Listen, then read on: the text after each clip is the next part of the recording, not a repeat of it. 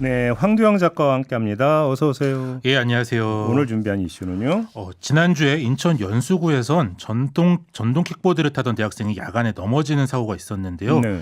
이제 뭐 다행히 크게 다치진 않았지만 뭐 큰 사고로 이어질 수 있는 아찔한 순간이었습니다. 이제 뭐 이 사건이 주목받은 이유는요. 이 대학생이 다름 아닌 한 정당의 현수막 끈에 목이 걸리면서 넘어졌기 때문인데요.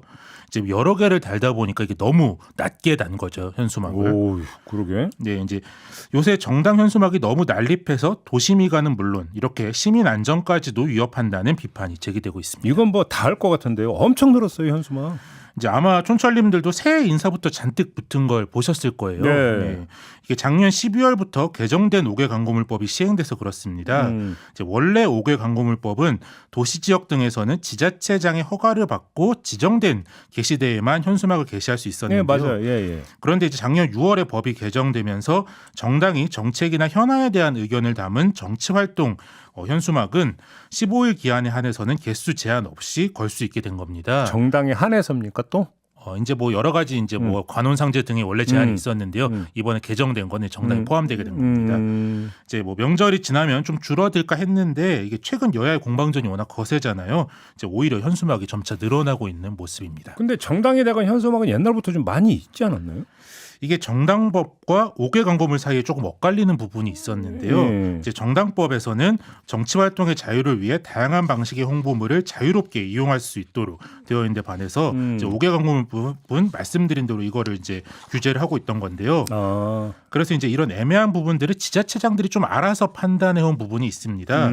이제 어디는 정당 현수막을 뭐 대체적으로 묵인해주고 또 다른 지자체는 당일에 다 떼버리고 그렇기도 했는데요.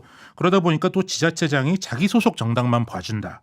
혹은 뭐 지자체장이랑 사이가 안 좋으면 쫓아다니면서 철거한다. 이런 불공정 시비가 끊이질 않았습니다. 그래서 이번에 정당법이 아니라 5개 광고물법을 손본 거다. 예, 그렇죠. 이제 정당 활동의 자유 그리고 이제 5개 광고물의 질서 있는 관리라는 좀 충돌하는 문제가 사실 있었던 건데요.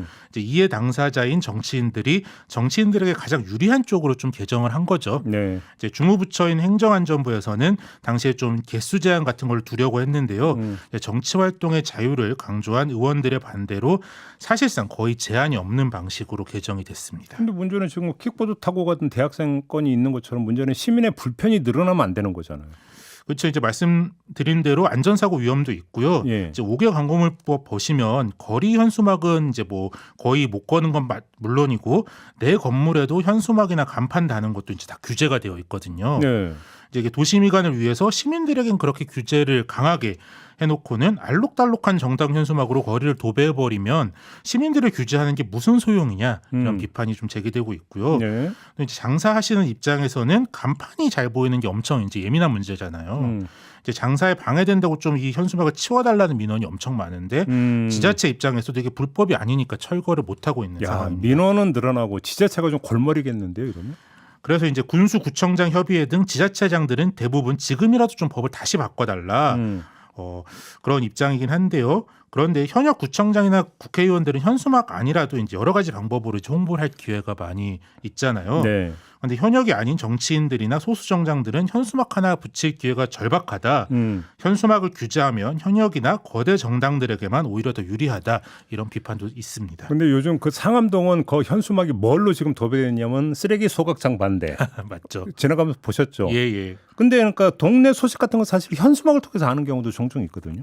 그렇죠. 이제 그렇기 때문에 아예 필요성이 없다고 할 수는 없는데요. 또 이제 지방자치 차원에서 보자면 지자체장에게만 재량을 주면 이제 마음에 안 드는 현수막을 떼어버릴 위험도 사실 있거든요. 네. 실제로 이제 법 개정 후에도 서울 송파구에서는 그러니까 진보당이 구청장의 인사를 비판한 현수막을 붙였는데요. 구청장이 그것만 딱 철거하면서 구청장과 진보당 위원장 사이가 지금 서로 소송전까지 진행되고 있습니다. 결론은 정당과 정치인의 양식에 맡겨야 된다 이런 겁니까? 뭐 그렇게 되면 참 좋을 텐데 이제 별로 실현 가능성이 없어 보이는데. 현수막이 이제 꼭 필요해서 붙일 때도 있지만 사실 뭐 이게 보면은 딱히 뭐 할 말이 없는데도 민주당 하나 붙이면 뭐 그 사거리에 국민의힘도 하나 붙여야 되고 그럼 정의당도 하나 붙여야 되고 그런 좀 치킨 게임 같은 측면이 있는데요. 네. 이제 뭐 일회용인 현수막은 대부분 플라스틱 섬유인 폴리에스터로 만듭니다. 이제 뭐 탄소 중립 위해서라도 구태의연한 현수막 정치를 좀 넘어서 국민들에게 다가가는 새로운 홍보 방식을 찾아내는 정당. 맞아요. 이 그러면 이제 유권자들이 정말 매력적으로 느끼지 않을까 싶습니다. 처치곤란인 부분이 이제 환경 문제도 있어요. 예, 그렇습니다. 뭐 이거 갖고 이제 재활용한다 뭐 하는지만 어차피 이제 그 제한적인 거고. 예, 뭐 대부분은 이제 소각되죠. 그러니까요. 알겠습니다. 자, 이렇게 마무리하죠. 황두영 작가였습니다. 고맙습니다. 예, 감사합니다.